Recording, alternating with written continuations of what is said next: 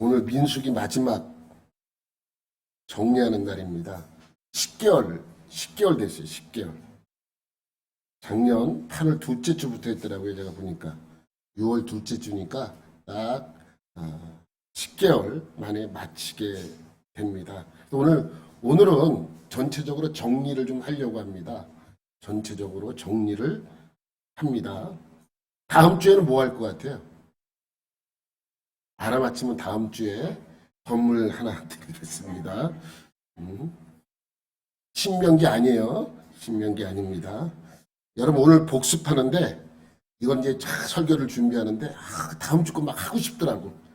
그냥 오늘 정리하지 말고 오늘부터 새로 시작할까 막 이랬는데 그래도 정리를 잘 해야 또 새로운 시작이 있으니까 그래서 오늘 전체적으로 민수기를 정리해 주도록 하겠습니다. 여러분 민수기는 무엇이다? 여러분 민수기를 쭉 들었어요? 민수기는 무엇인 것 같아요? 민수기는 38.9다. 어제 아내가 물어보더라고요. 무슨 제목이 38.9가 뭐니? 아무 소리도 안 했어요. 아무 소리도 안 했어. 안 가르쳐줬어. 무엇인 것 같아요? 눈치 빠른 분은 알 수도 있어요. 38.9. 369였으면 좋았을 텐데 369. 369는 아니고 389니까 38장 9절인가. 민수기는 38장이 없어요. 이거 38선도 아니고 뭔가 사람의 온도도 38도가 아니라 36점 몇 도 이기던가 뭐 그런데 이 38.9는 과연 무엇인가? 눈치 빠른 사람 있는지 없는지 모르겠습니다. 여러분 이게 뭐냐면 민수기 1장 1절부터 마지막 장 마지막 절 오늘 읽은 36장 13절까지 기간이에요. 기간 38년 9개월. 여러분 이 38.9는 기간인데 중요한 것은 뭐냐면 몰라도 돼요. 몰라도 되는데 굳이 무슨 그냥 알면 좋지만 또 그렇게 뭐 꼭 이런 건 잘 외워. 외우지 말라 그러는 거. 그냥 40년으로 외우면 되는데 정확하게 그 기간이 얼마냐라고 묻는다면 38년 9개월입니다. 여러분 민수기는 어떻게 시작됐습니까? 여러분이 잘 아시다시피 하나님께서 노예로 있던 애굽에서 몇 년 만에?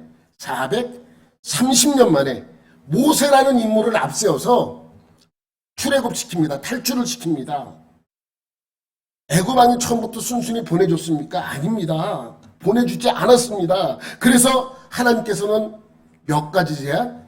10가지 재앙을 내리게 하십니다. 10번째 재앙, 마지막 재앙, 장자의 죽음 재앙이 일어난 후에 바로왕은 이스라엘 백성들을 보내줍니다. 그날이 며칠이에요? 1월 15일입니다. 6월절 다음 날이니까 6월절이 1월 14일이에요. 매년 1월 14일이 6월절인데 6월절 그 다음 날에 출애굽을 하는 거 시작을 하는 거예요. 그러니까 출애굽한 지 첫해 1월 15일에 라암셋을 떠나는 것으로 출애굽을 시작을 합니다. 넘기면 라암셋 출발 위로 올려봐봐요. 1월 15일이에요. 1월 14일이 6월절이고 1월 15일 날 출발을 하게 됩니다. 출발을 해서 넘기면 이 많은 곳을 다녔어요. 많은 곳을 다녀서 41곳 진을 치고 41번째 진을 친 것이 모압 평지입니다. 아무튼 이스라엘 백성들은 1월 15일 날 출발을 해서 홍해를 건너 마라와 엘림과 신강야와 리비딤을 지나 11번째 진을 친 곳이 어디예요? 11번째 10일 신의 광야입니다. 11번째 진을 쳤어요. 뭐 몰라도 돼요. 11번째 중요하죠. 그냥 신의 광야 자체가 중요한 거지 11번째 이거는 그렇게 크게 뭐 의미가 없죠. 그렇지만 뭐 11번째 진을 친 것이 신의 광야입니다. 신의 광야에 도착한 지가 출발한 지 얼마 만에 도착을 하게 됩니까? 출애굽기 19장 1절 말씀입니다. 이스라엘 자손이 애굽 땅을 떠난 지 3개월이 되던 날 그들이 시내 광야에 이르니라. 그러니까 1월 15일 날 출발했으니까 며칠에 도착을 하는 거예요. 표를 보면 표 하나 넘겨봐봐요. 1월 1년 4월 15일 날 1년 첫째 해 4월 15일 날 시내 광야에 도착을 합니다. 내가 설교할 때는 그 얘기를 안 했는데 이것을 알고 있으면 좋아요. 넘기면 구절이 나오는데 우리 개역개정 성경에는 3개월이 되는 날이라고 나오는데 원어적인 의미를 보면 이 말 뜻은 두 가지 의미가 담겨져 있습니다.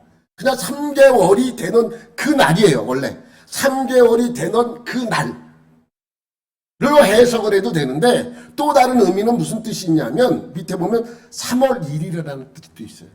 3월 1일. 1월 15일 날 출발해서 3월 1일 날 도착했어요. 한 달 보름 만에 도착을 했어요. 그래서 현대인의 성경에는 3월 1일, 세번역에는 셋째 날 초하루라고 번역을 해놨어요. 근데 우리는 뭘 봐요? 개역 개정을 보죠. 그러니까 우리는 뭘로 알고 있으면 돼요? 3개월로 알고 있으면 됩니다. 내가 이 얘기를 왜 하냐면 여러분이 세번역을 읽다고 목사님 3개월이라도 여기 왜 3월 1일이면 15일 한 달 15일 만에 도착을 했지 궁금해하지 말라고 여러분에게 설명을 드리는 것입니다. 하여튼 간에 우리 개역 개정을 보니까 3개월 만에 도착을 한 것으로 명시되어 있으니까 왜 우리는 그렇게 번역을 해놨나. 영어 성경에도 3개월 되던 그날이라고 번역이 되었기 때문이에요. 그래서 우리나라 성경은 영어 성경을 많이 갖다가 참고를 했기 때문에 이렇게 번역을 한 것입니다. 하여튼 간에 우리는 4월 15일 날 시내 광야에 도착하게 되는 것이죠. 그래서 이제 이 시내 광야는 참 중요해요. 시내 광야가 왜 중요하는가?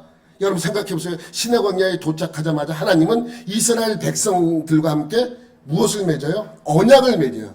무엇을 갖고? 어떤 계약서를 갖고? 십계명이라는 계약서를 갖고 언약을 맺어요. 백성들이 그 언약에 도장을 찍습니다.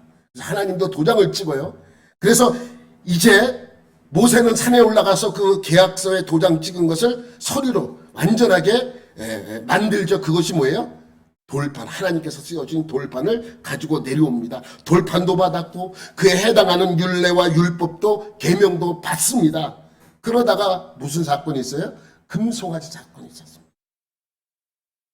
거기서 끝나지 않고 금송아지 사건이 있었지만 그것을 잘 수습한 모세는 다시 산으로 올라가서 무엇을 받아요? 성막의 설계도 그리고 제사법과 정결법을 받습니다.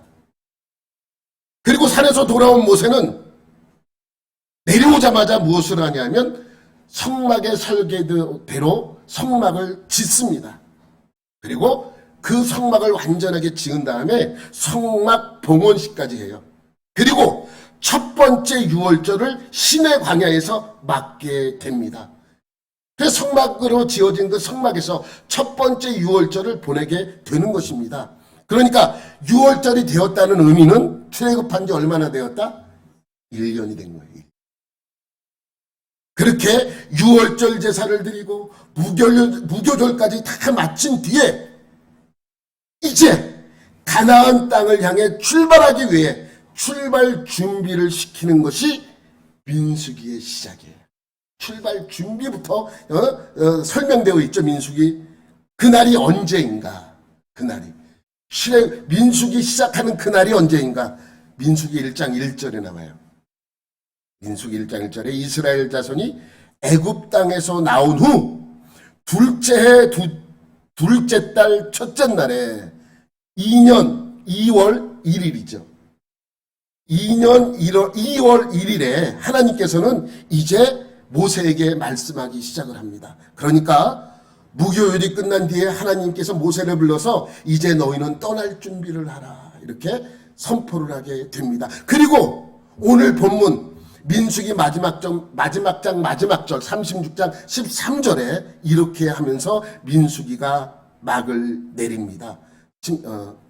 이는 여리고 맞은편 요단가 모압 평지에서 여호와께서 모세를 통하여 이스라엘 자손에게 명령하신 계명과 규례니라. 그리고 딱 끝나요. 그래서 보시면 넘기면, 그래서 시내 광야에 출발을 해서 모압 광야에서 마지막 한 곳이 요것이 뭐다? 민수기예요. 그런데 어떻게 38.9는 어떻게 나왔는가라는 궁금증이 있죠. 근데 민수기에는 없어요. 여러분, 이제 우리가 뭘 우리가 생각해야 되냐면, 민수기 마지막 끝나는 날은 나오지 않았지만 민수기를 다 끝내놓고 이제 무엇만 남았어요? 가나안 땅으로 들어가기 전에 이제 모세는 이 백성들을 데리고 마지막 무엇을 한다 그랬어요? 신당부. 마지막 신당부하는. 그래서 뭐예요? 그래서 신명기예요. 신명기가 새로운 명령이냐? 아니에요. 새로운 명령이 아니고 신명기라는 뜻이 신신당부라는 뜻입니다. 신신당부를 하죠. 근데 모세가 하나님의 말씀을 계시를 받아서 신신당부하는 것이 아니라 과거에 출애굽기, 레위기, 민수기까지 주셨던 말씀을 바탕으로 모세가 백성들에게 그 말씀을 가지고 신신당부를 하는 거예요. 우리가 이제 외국 나갈 때 여권도 챙기고 막 다 하죠. 그런데 이제 처음 나가는 사람이 있으니까 부모님이 이따가 다 준비를 해줬어. 야, 너 마지막 한번 체크해봐. 여권이 어딨어? 너 돈은 어딨어? 너 짐은 어딨어? 그래. 너 네가 뭐는 어딨어? 이렇게 다 체크해주는 거. 네가 가면 이제 이거 조심해야 되고 저거 조심해야 되고 이렇게 신신당부하는 내용이에요. 그러니까 이것은 그러한 의미로 이것을 알게 되면 되는데, 신신당부하는 날짜가 감사하게도 기록이 되어 있어요. 신명기 1장 3절에 이런 말씀이 있죠. 시작. 40째 11째 달 그 달 첫날에 되세요. 첫날에. 그러니까 40년 11월 1일이죠. 글자로 써있는 게 헷갈리죠. 40년째 되는 40년 11월 1일이에요. 그러니까 2년 2월 1일에서, 그러니까 1일에서 이 40년 11월 1일 계산해 보면 몇이 나온다? 38.9가 나오는 거예요. 38년 9개월. 그래서 광야에서 자기가 헤맨 모든 날짜가, 민수기는 총 기간이 40년이 아니고 원래는 38년 9개월이다 라고 알면 돼요. 외울 필요 없어요. 그냥 그렇구나. 어디 가서 몇 년이라고 하면 돼요? 그냥 40년이라고 하면 됩니다. 40. 그렇지만 정확하게 그 날짜를 계산해 보면 시내 광야에서 모압 평지까지 와서 요단 강을 건너는 그때까지 계산을 하면 정확하게 40년이 나오는 것입니다. 38년 9개월이 나오는 것입니다. 그렇기 때문에 이 민수기 자체는 그런 기간이지만 우리가 통상적으로 얘기할 때 몇 년이다? 그냥 40년 이렇게 이야기를 하게 되는 것입니다. 그러니까 여러분, 모압 광야까지 도착할 때까지 38년 9개월 동안 광야에서 헤맸는데 얼마나 많은 사건과 사고가 있었겠습니까? 여러분, 민수기를 쉽게 이해하려면 세 부분으로 나누어야 한다고 말씀을 드렸어요. 첫째 부분은 시내 광야, 두 번째 부분은 바람 광야, 세 번째 부분은 모압 평지. 지도를 보면 쉬워요. 지도를 보면 시내 광야. 20일 동안 준비하는 과정이 민수기예요. 시내 광야에서 20일만 있었던 것이 아니고 민수기가 시작하면서, 그러니까 출발 준비를 시키는 기간이 20일이에요. 시내 광야에서. 그래서 시내 광야에서 20일, 바람 광야에서 38년, 모압 평지에서 한 6개월 정도, 약 6개월 정도 있었습니다. 또 넘기면 이제 시내 광야에서 모압 평지에 많은 곳을 돌아다녔어요. 이 표 다 기억나시죠? 기억날 줄로 믿습니다. 기억날 줄로 믿습니다. 많은 기간이 다녔지만 이것은 이제 민수기 33장에서 그냥 단순히 자기가 자기 민족이 진을 친 곳만 명시되어 있었잖아요. 그것을 다 정리해 놓은 거예요. 그래서 11번부터 41번까지 이제 민수기가 요렇게 기록된 거예요. 여기 엄청나게 많은 곳을 돌아다닌 것을 우리는 알 수 있습니다. 그럼 넘기면 시내 광야에서는 20일 동안 준비하는 과정이 1장부터 10장까지 기록이 되어 있어요. 그리고 13장부터 19장까지는 바람 광야에서 몇 년? 38년. 기간이 되게, 근데 장수는 되게 적네. 여러분, 여기서 13장에서 19장까지 저기 어디 갔다 온 거를 빼버리면, 정탐꾼 사건을 빼버리면 몇 장 안 남아요. 이 바람 38년 동안에 있는 이 기간 동안에 사건을 딱 하나만 기록되어 있죠. 하나만 기록되어 있어요. 그리고 나중에 22장부터 36장까지는 모압 평지에서 6개월 동안 있었던 사건들이 기록이 되어 있습니다. 이제 민수기의 시작은 언제라고요? 2년 2월 1일입니다. 민수기의 시작은. 시내광야의 출발은 민수기가 이미 그 전부터 준비를 하고 있었어요. 그러니 민수기의 시작은 2년 2월 1일 날 시작이 됩니다. 그러면 하나님께서 2년 2월 1일 날 준비를 시키는데 제일 처음에 시키는 준비가 뭐예요? 기억나세요? 인구조사. 인구조사예요. 그리고 마지막에 또 인구조사를 시켜요. 출발할 때 인구조사를 시키고 도착해서 인구조사를 시켜요. 그래서 민수기예요. 시작도 인구조사, 끝날 때도 인구조사. 그래서 숫자가, 민수기는 뭐가 중요하다? 숫자가 중요합니다. 숫자가. 시내광야에서 출발하기 직전에 1차로 인구조사를 하고 38년이 지난 뒤에 모압 평지에서 가나안 땅을 목전에 두고 2차로 인구조사를 하게 됩니다. 1차로 인구조사를 한 것은 60만 3,550명. 2차로 인구조사를 한 것은 60만 1,730명. 그래서 차이가 1,820명이 납니다. 줄었네. 이거 갖고 부정적으로 설교하시는 분이 있어요. 간혹 그렇게 부정적으로 수치적으로는 줄었으니까 1,820명씩이나 줄었네. 아닙니다. 그대로예요. 그대로잖아요. 그대로. 하나님께서는 이 인구조사를 통해서 무엇을 보여줬습니까? 하나님의 은혜를 보여주신 것이죠. 험한 광야에서 38년 동안 무엇을 했습니까? 생고생했어요. 생고생했잖아요. 생고생을 했는데도 인원은 거의 변동이 없다는 것은 하나님의 은혜임을 알려주고 있는 것입니다. 여러분, 우리의 인생길에서도 마찬가지예요. 이 세상에 우리가 지금 이 자리에 살아있다는 것만으로도 하나님께 감사해야 되잖아요. 하루에도 사고로 죽는 사람, 병으로 죽는 사람, 여러 죽는 종류의 많은 사람들이 죽어가지만 그 가운데서도 우리를 지켜주신 하나님의 은혜를 기억하라는 의미이죠. 이렇게 인구조사를 한 이유는 무엇일까요? 1차적으로 인구조사를 한 이유는 하나님이 왜 출발하기 전에 인구조사를 시켰을까요? 그 인원을 가지고 이것을 하라는 것입니다.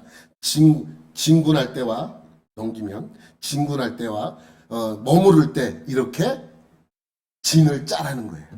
머무를 때는 각 지파가 사방 세 지파씩 12지파가 뭐를 보호해요? 청막을 보호하고 언약궤를 보호해야 돼요. 그래서 이렇게 진을 칠 것을 명령하고 있습니다. 여러분, 또 다닐 때는 어떻게, 행진할 때는 어떻게 하라고요? 언약궤를 따라가고 성막의 기구들을 보호하는 것입니다. 여러분, 이것은 마치 뭐와 비슷합니까? 군사훈련과 비슷해요. 군사훈련. 여러분, 이순신 장군이 대전을 할 때 무슨 진을 펼치고 그렇게 얘기하잖아요. 학익진을 펼치고. 이 진은 성막과 언약궤를 보호하는데 최상의 진을 칠 수 있도록 만드는 것이죠. 그러니 가나안 땅에 가기 전에 이러한 훈련을 통하여 무엇을 시키느냐? 군사훈련을 시키는 거예요. 쉽게 말하면. 여러분, 군대 가면 뭐 하는지 아세요? 매번 똑같은 것을 반복하는 거예요. 이거 훈련하고 또 저거 훈련하죠. 그러면 며칠 지나면 또 이거 훈련한 거 또 하고 반복하고 또 반복하고 또 반복하고 그러면서 훈련이 되는 거예요. 훈련이 되는 거예요.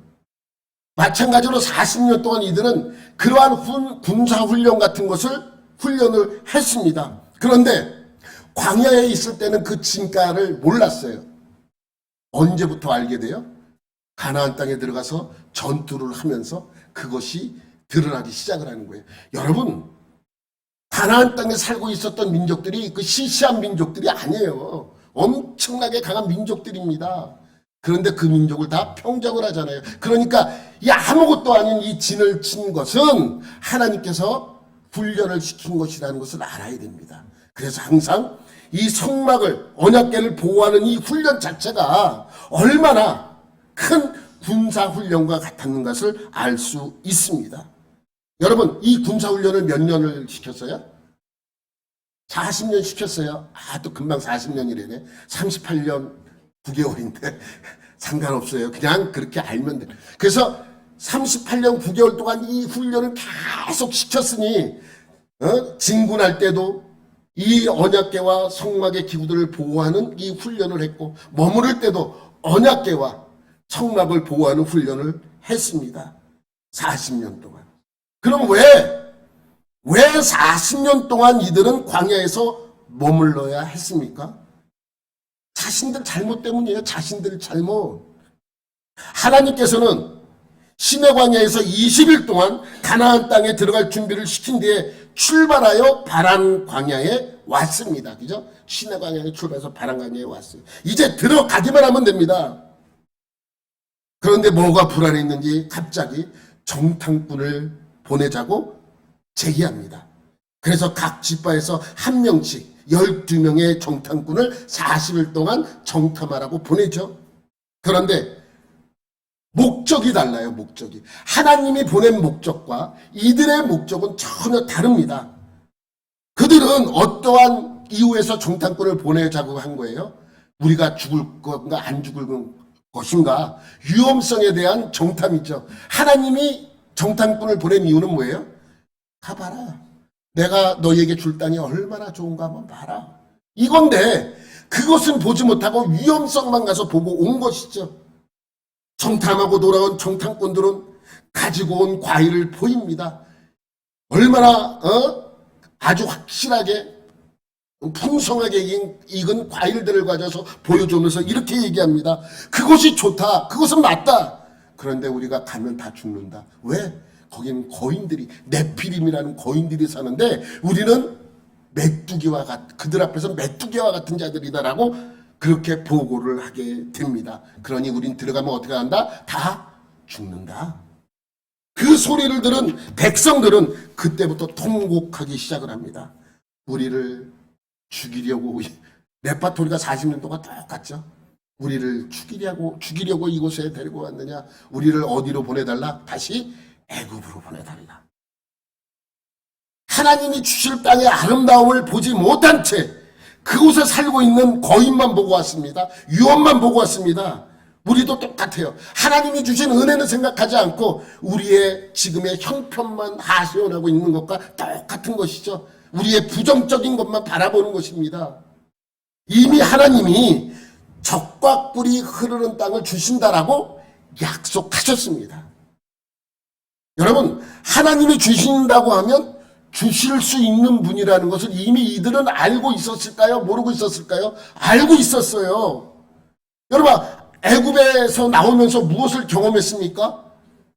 10가지 재앙을 내리신 하나님을 경험했고 애굽 군대를 그렇게 물속에 수장시키는 것을 봤습니다. 경험했습니다.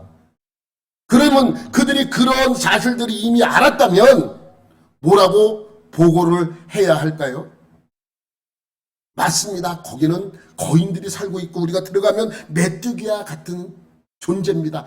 그 사실이니까 네피림이라는 거인, 골리앗 같은 그러한 거인들이 한 민족을 이루고 살고 있었는데 우리가 들어가면 그들과 싸워야 되는데 우리는 아무것도 아닌 존재죠. 이미 그것은 사실이니까 부인할 수 없어요. 하지만 그들도 이렇게 이야기를 덧붙여야 합니다. 애국군에 비하면 그들은 아무것도 아니다. 여러분, 아무리 골리앗과 같은 그러한 거인들의 병사들이 있다 할지라도 그 당시 최강 군대인 애국 군대까지 하나님께서는 어떻게 했어요? 다 수몰시켜버렸어요. 수장시켜버렸습니다.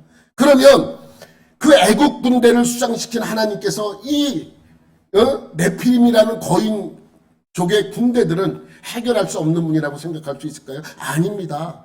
더 강한 군대를 쳐부신 그 하나님을 고백하면서 우리가 들어갈 수 있다라고 고백을 해야 합니다. 그런데 그들은 오자마자 자기가 죽을 것을 고백하고 우리는 들어가면 다 죽는다라고 얘기를 했고 우리는 들어가면 안 된다라고 정탐을 한 내용을 보고를 했습니다. 백성들은 난리가 났죠. 우리는 안 들어가겠다. 우리는 못 들어간다. 그러자 하나님께서 어떻게 합니까? 그 백성을 40년 동안 광야에 머무르게 합니다. 그 이유는 정탐한 날수가 40일이잖아요. 그래서 하루를 1년 시켜서 너희는 40년 동안 이 광야에 있을 것이다 라고 하나님께서 말씀하고 있죠. 그래서 이 백성들은 어디를 중심으로 40년 동안 광야 생활을 하는가 지도를 보면 바람 광야를 중심으로 이곳저곳 돌아다니면서 광야 생활을 하는 거예요. 그러니까 바람 광야에서 이쪽으로 갔다 저쪽으로 갔다 헤매면서 그냥 광야 생활을 하게 되는 것이죠. 그래서 38년 동안의 광야 생활이 일일이 다 기록되진 않았어요. 민수기에. 딱 한 사건만 기록이 되어 있어요. 기억나세요? 무슨 사건입니까? 고시 사건인데 고라의 반역 사건입니다. 기억나시죠? 기억날 줄로 믿습니다. 벌써 잊어버리지 않았을 줄로 믿습니다. 자신들 욕심 때문에 일어난 사건이에요. 고라의 반역 사건은. 제가 설명을 다 드렸죠. 고라의 반역 사건. 이건 자기들의 욕심 때문입니다. 잘못됨을 지적한 사건이 아니고 자기의 욕심을 나타내기 위해서 권력을 잡기 위해서 일어난 사건이기 때문에 고라의 반란 사건이라고 반역 사건이라고 이야기를 하는 것입니다. 그런데 왜 그 많은 38년 동안의 많은 사건들은 하나도 기록이 되어 있지 않고 오직 고라의 반역 사건만 기록되어 있는 이유는 무엇일까요? 이 사건 하나가 나머지 모든 사건을 대변하기 때문에 그렇습니다. 그러니까 나머지 무슨 사건이 있었겠죠. 기록은 없지만 대부분 무엇 때문에 일어난 사건들이에요? 자기의 욕심 때문에 일어난 사건들이에요.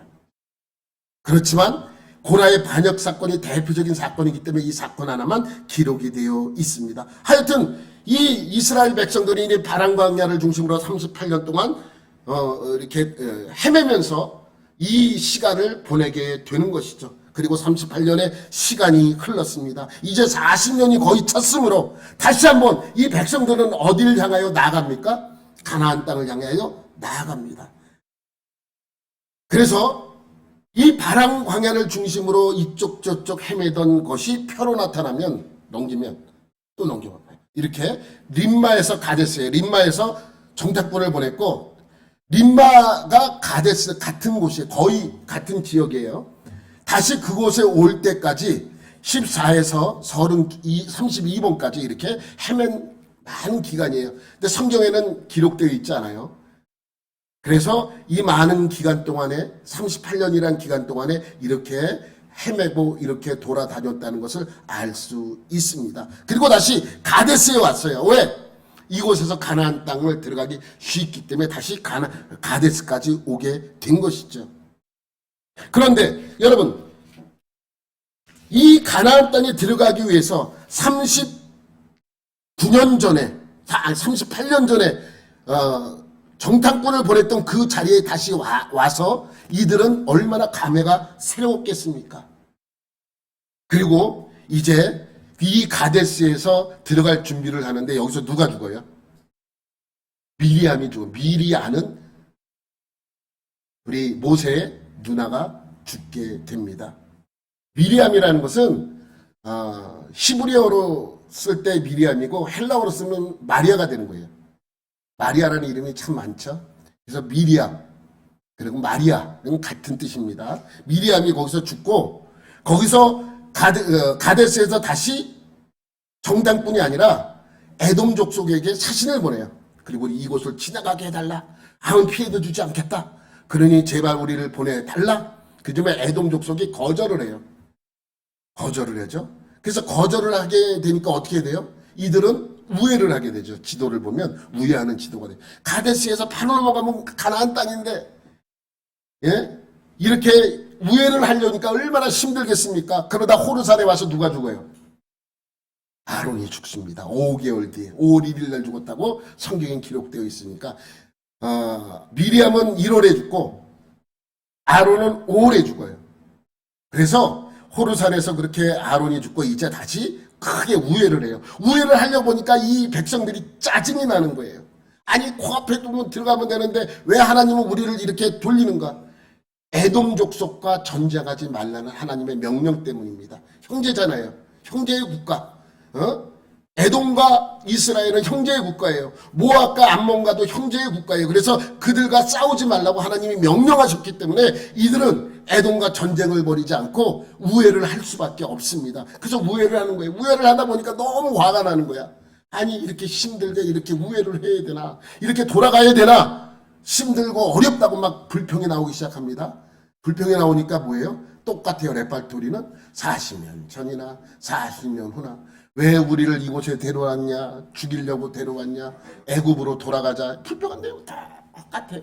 레파토리가 계속 똑같이 반복이 되는 거예요. 그러니까 하나님께서 어떻게 해요?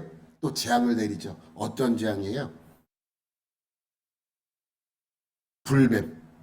뱀들이 막 나와 사람을 물고 죽어나가기 시작을 하는 거예요. 그러니까 이들이 또 뭐예요? 회개하고 돌아와. 주여 잘못했습니다. 회개하고 돌아오니 우리를 받아주옵소서 이렇게 하니까 또 하나님께서 은혜를 주죠. 그래서 모세에게 뱀을 나무에 매달라 그래요. 뱀을 나무에 매달아 다르라 그래요. 그런데 모세는 그 뱀을 노수로 만들어서 다는 거예요. 그래서 이것은 뭐 불뱀이 예수님이 아니에요. 성경적으로 보면 예수님이 아니고 이 나를 죽이는 이 악한 존재를 죽여버리는 것이죠. 그럼 끝나잖아요. 그래서 불뱀 사건이 일어나게 되는 것이죠. 광야에서. 기억나시죠? 불뱀 사건 기억나실 줄 믿습니다. 이 노뱀 사건도 중요한 사건이에요. 그러면 우회를 해서 암몬을 지나쳐 모압과 암몬을 지나쳐 모압 평지 앞까지 왔어요. 근데 모압 평지에 들어가려고 보니까 누가 막고 있어요? 아모리 족속이었던 왕 시온이 앞을 가로막고 있는 거예요. 그래서 우리를 보내달라. 우린 피해를 입히지 않겠다 그랬더니 시온 왕이 뭐라 그래요? 웃기지 말라. 못 보내주겠다. 내가 너희를 어떻게 보내주냐. 그래서 어떻게 돼요? 전쟁이 벌어져요. 전쟁이 벌어지는데 여러분 이 아모리 족속이 약한 족속이 아니에요. 지금 모압 족속을 저 밑에까지 쫓아내고 그 땅을 차지한 아주 강한 민족이에요. 아주 강한 민족입니다. 그런데 그하고 전쟁을 붙었는데 이 이스라엘 백성들의 군대가 강한지 몰랐을 거예요. 그런데 막상 붙어보니까 아무것도 아니야. 아모리 족속의 군대가 아무것도 아닌 것이 아니라 40년 동안 이들이 훈련한 그 훈련들이 얼마나 강한 훈련이었나 나중에 알 수 있는 내용들입니다. 우연찮게 이렇게 이겼다? 뭐 그렇게 생각할 수 있죠. 그런데 거기서 끝나지 않아요. 아모리 족속 시온 왕이 이끌고 온 병사들을 전부 죽이고 그들을 쫓아냈어요. 그랬더니 그들이 산 몇 안 되는 병사들이 북쪽으로 시온 왕이 도망을 가죠. 도망을 가니까 거기에 바산이라는 지역이 나와요. 그 역시 아모리 족속인데 바산한 옥이 나타납니다. 이를 들어가기만 하면 돼요. 가나안 땅에 들어가기만 하면 돼요. 얼마나 이들이 신났겠습니까? 그런데 가나안 땅, 약속의 땅, 적각꿀이 흐르는 땅, 하나님이 주실 땅이 바로 코앞에 있어서 들어갈 준비를 하고 있는데 사건 하나가 발생을 합니다. 무슨 사건이에요? 바알 부월 사건. 부월산의 바알 신전에서 벌인 폐역한 사건입니다. 기억나시죠? 네, 기억날 줄 믿습니다. 기억나셔야만 합니다. 사건의 내용은 이렇습니다. 이스라엘 백성들이 이제 모압 평지에 진을 치고 있었어요. 그런데 모압과 암몬과 미디안은 불안한 거예요. 하나님이 자기네들을 치지 말라고 한 소식은 이들이 몰라요. 그렇기 때문에 언제 자기네들이 죽일지도 모르는 그러한 상태에 있으니까 어떠한 계략을 꾸미게 됩니다. 그 계략이 뭐냐면 저주 전문 무당을 찾게 되는 거예요. 그래서 그들을 저주하게 하는 것이죠. 그 무당이 바로 신령한 무당 발람입니다. 발람. 그래서 모압의 왕이었던 발락은 발람을 불러서 이스라엘을 저주하게 하려고 합니다. 그래서 많은 돈을 받은 이 발람은 이스라엘을 저주하기 위하여 이스라엘이 진을 친 곳이 내려다 보이는 산 위에 올라갑니다. 그리고 그들을 저주하려고 합니다. 그때 하나님께서 그에게 나타나서 저주하지 말라 그러죠. 저주하지 마. 죽고 싶으면 저주해. 그래서 저주를 감히 못하고 3번이나 저주할 기회가 있었는데 하나님이 막으심으로 그들을 저주하는 것이 아니라 축복함으로써 그것이 끝나는 듯 보였어요. 그런데 발람이 뭘 받았어요? 그들에게 돈을 받았잖아요. 돈값은 해야지. 떠나면서 한 가지 교훈을 가르쳐 줍니다. 그것이 발람의 교훈이에요. 성경에 나오는 발람의 교훈. 발람의 교훈이 뭔가? 이스라엘 족속을 멸망하고 싶으냐? 그들이 저주받게 되기를 원하느냐? 그럼 이렇게 해라. 그래서 가르쳐 준 것이 뭐냐면 너희 신전에 그들을 초청해서 같이 제사를 드려라. 그래서 부월산에 있는 바알 신전에 그들을 초청해서 함께 제사를 드리고 제사가 끝난 뒤에 먹고 마시고 그리고 먹고 마신 뒤에는 뭐가 있습니까? 여자와 거기에 있는 여사제들과 혼음이 이루어지는 범죄를 일으키게 만드는 것입니다. 그러니 그렇게 하면 그들이 저주를 받게 될 것이라는 것을 발람은 알고 있었고 그것을 가르쳐 준 것이죠. 결국 이스라엘 백성들은 그들의 초대에 응하게 되었고 바알 신전에서 가서 그들과 함께 제사를 드리게 되고 그들이 제사가 끝난 후 먹고 마시고 마지막으로 여사제들과 혼음하게 됩니다. 이것 때문에 하나님께서 재앙으로 뭘 내려요? 연병을 내려요. 연병. 성경이 연병이 돈다고 말씀드렸죠. 연병이 돌기, 전염병이 돌기 시작하는 거예요. 그래서 사람들이 죽어나가기 시작합니다. 그러니까 뒤늦게 이 사실을 한 모세는 그곳에 참석한 사람들을 전부 죽이게 되죠. 그때 시몬이라는 시므온 족속의 지도자는 눈치 없이 미디안 여자를 데려와서 이 여자랑 같이 살겠다 그러는 거예요. 그리고 자기의 장막으로 들어갑니다. 그 모습을 본 열받은 사람 하나가 있었어요. 비느하스, 아론의 손자. 그가 갑자기 옆에 있던 나무 창을 뽑아가지고 와서 그 장막에 들어가 있는 그 연놈을 함께 찔러서 죽여요. 성경이에요. 그래서 그들이 죽자마자 연병의 재앙이 멈추게 됩니다. 기억나시죠? 네, 기억날 줄로 믿습니다. 제가 말씀드렸습니다. 성경에서 나오지는 않지만 바알보올 사건에 연루된 사람들은 대부분 어느 지파라 그랬어요? 시므온 지파라 그랬어요. 시므온 지파. 상황적으로 성경에는 그것이 시므온 지파라고 꼭 찍어서 말씀하지는 않는데 상황적으로 보니까 시므온 지파일 가능성이 상당히 큰 거죠. 그 이유는 이 표를 보면 알 수 있어요. 물론 조금 지파가 1년 뒤에 38년 뒤에 인구조사를 하면 좀 늘을 수도 있고 좀 줄을 수도 있어요. 뭐 르우벤도 2,000명, 2,000명, 3,000명 줄었으니까 파란색은 는 지파들이에요. 뭐 므낫세는 2만 명이나 늘었으니 얼마나 훌륭합니까? 그런데 시므온 지파는 처음에 계수한 사람들보다 절반 이하로 떨어져 37,000명이 줄어들어요. 여러분 연병으로 죽은 사람이 몇 명인 줄 아십니까? 24,000명이에요. 그래서 대부분이 그 당시 이 상황적으로 보면 시므온 지파의 사람들이 대부분 그 바알보올 사건에 연루돼서 죽은 사람들이겠구나라고 알면 된다는 것이죠. 그래서 이 사건 때문에 하나님께서는 시므온 지파와 레위 지파의 저주와 축복의 분수령을 맞는 사건이 되는 거예요. 범죄를 저지른 시므온에게는 저주를, 죄에 분노한 레위 지파에게는 축복을 내려 주셨습니다. 여러분, 이 시므온 지파는 나중에 가나안 땅에 들어가서 제비 뽑을 때도 발언권이 되게 약해요. 그 땅도 제일 안 좋은 땅 밑에 유다 지파 밑쪽에 조금 받았어요. 그리고 어떠한 이유에서 그랬는지 뭐 이렇게 자기의 발언이 별로 그렇게 먹히지 않는다는 사실을 알게 돼요. 그리고 나중에는 흐지부지 되면서 유다 지파의 복속이 되는 그러한 과정을 겪게 됩니다. 이게 저주 받는 그러한 지파가 되는 것이죠. 그렇지만 이 사건 때문에 다른 지파 사람들도 두려워요. 떨려요. 왜? 많은 사람들이 죽었잖아요. 갑자기 24,000명이라는 되는 사람이 전염병으로 죽어나가는 그러한 사실들이 얼마나 이들에겐 두려웠겠습니까? 그때 하나님께서는 이들에게 무엇을 시키는 거예요?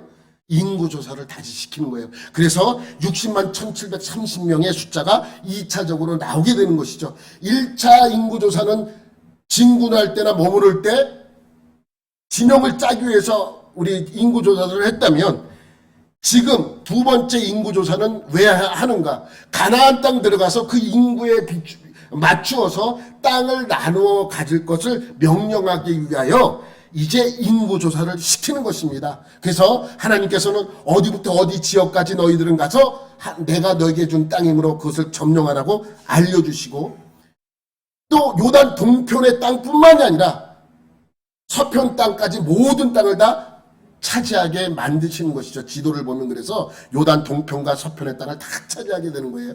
요단 동편의 땅은 두 지파 반, 루벤, 갓, 므낫세 반지파가 차지하게 되는 것이고, 나머지 9지파 반은 요단 서편의 땅, 그 땅을 나누어서 제비 뽑아 갖게 되는 것입니다.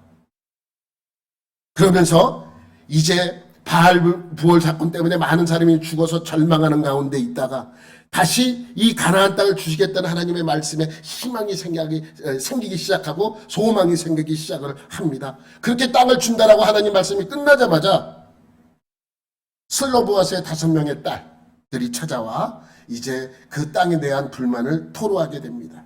여러분, 슬로보아스의 이 딸들의 사건은 아주 중요한 의미를 담고 있어요. 여러분, 이스라엘에게는 계대 결혼법, 수혼법이라고, 형이 결혼해서 아들이 없이 죽으면 그 동생이 그 형수와 다시 결혼해서 애를 낳아야 돼요. 낳아야만 합니다. 이게 계대 결혼법, 수혼법이라고 말합니다. 그런데 그러한 법이 있긴 있었는데 어떠한 체계적인 법이 갖춰 있지 않았습니다. 그래서 이 슬로보아스에게는 5명의 딸만 있었는데 이들이 아버지가 죽자 그 아버지의 이름을 이어갈 그런 아들이 없자 그 자기들이 아버지의 이름을 잇겠다고 땅을 자기들에게 상속해달라고 이야기를 하는 것입니다. 그런데 이 문제는 이 땅을 내가 얻는다 만다, 재산을 분할한다 만다라는 의미가 아니라 아버지의 이름이 남아있느냐 아니냐의 문제가 달려있는 것입니다. 그래서 슬로보아스의 법은 아주 중요합니다. 거기서 생긴 법이 뭐예요? 딸에게도 아버지의 기업을 이어받을, 기업을 물을 자의 자격을 베풀어 주는 것이죠. 근데 만약에 딸도 없으면 형제에게, 형제의 아들에게, 형제 아들도 없으면 그 가장 가까운 친척에게 그 기업 이을 것을 명령하고 있는 것이죠. 그래서 이제 이 사건은 나중에 다윗과도 연관이 있어요. 다윗의 아버지는 이세, 할아버지는 오벳, 오벳의 다윗의 증조 할아버지는 보아스. 보아스가 누구랑 결혼해요? 롯과 결혼해서 태어난 사람이 오벳인데, 롯이 처녀가 아니잖아요. 룻과 결혼을 했는데 룻이 처녀가 아니잖아요. 예? 그래서 그 여인과 결혼한 이유가 자기가 가장 가까운 친척이기 때문에 그를 맞이하게 돼서 아들을 낳아주는 거예요. 그게 오벳이고 이세고 다윗입니다. 이 사건은 아주 중요합니다. 그러면서 이 슬로보아스의 법을 만들어지고 이 민수기가 끝나는 거예요. 그래서 민수기는 무엇이다? 38.9다. 38.9다. 40년 광야 생활이다. 광야 생활은 뭐예요? 훈련입니다. 광야 생활은 훈련이에요. 무엇이다? 광야 생활은 훈련이에요. 훈련은 중요한 사항이 있습니다. 훈련은요, 등수를 매기는 게 아니에요. 훈련은 뭐예요? 어떤 데 목적이 있어요? 통과하는 데 목적이 있어요. 여러분, 국가시험은요, 몇 점 맞았느냐가 중요한 게 아니에요. 몇 점 이상 통과했느냐가 중요한 거예요. 여러분, 이종 보통이 60점인가 그렇죠? 나는 자랑하죠. 어떤 사람이. 나는 그때 시험 봤는데 60점, 커트라인인데 난 99점 맞았어. 하나 2점짜리 98점 맞았어. 여러분, 98점 맞아도 100점 맞아도 면허증 2개 주지 않아요. 너는 커트라인 60점 맞아 60점이야. 너는 면허증 다 안 망가져. 하지 않아요. 60점 맞은 사람이나 100점 맞은 사람이나 똑같아요. 뭐가? 면허증 받는 거예요. 그래서 훈련이라는 개념은 내가 얼마큼 이것을 훌륭한 성적을 냈느냐가 중요한 것이 아니라 그 훈련을 통과했느냐가 중요합니다. 광야 생활은 지금 우리가 사는 이 세상과 똑같습니다. 우리도 이 세상에서 천국을 훈련하는 것입니다. 그러니 우리는 세상을 이기려고 하면 안 돼요. 이길 수 없어요. 여러분이 세상과 싸워서 세상을 이길 수가 없습니다. 난 자신 있어. 없어요. 싸워서 이길 사람이 없습니다. 그럼 어떻게 하는 거예요? 세상은 극복하는 것입니다. 네? 통과하는 것입니다. 버텨내는 것입니다. 버텨내고 통과하고 극복한 뒤에는 무엇이 있습니까? 천국이 있는 거예요. 그곳에는 하나님이 계시는 것입니다. 여러분, 이 세상을 잘 극복하고 버텨내고 통과하시기 바랍니다. 그럼 하나님이 예비한 곳이 여러분을 기다리고 있을 것입니다. 하나님이 여러분과 함께 하실 것입니다. 여러분 모두 그렇게 되기를 예수님의 이름으로 축원합니다. 하나님 아버지 감사합니다. 하나님이 주신 많은 시험들 이 세상에서 잘 이겨내고 극복하고 버텨내는 하나님의 백성들이 되게 하여 주옵소서. 오늘도 그러한 은혜를 우리에게 베풀어 주실 줄 믿습니다. 감사드리며 예수님의 이름으로 기도드립니다. 아멘.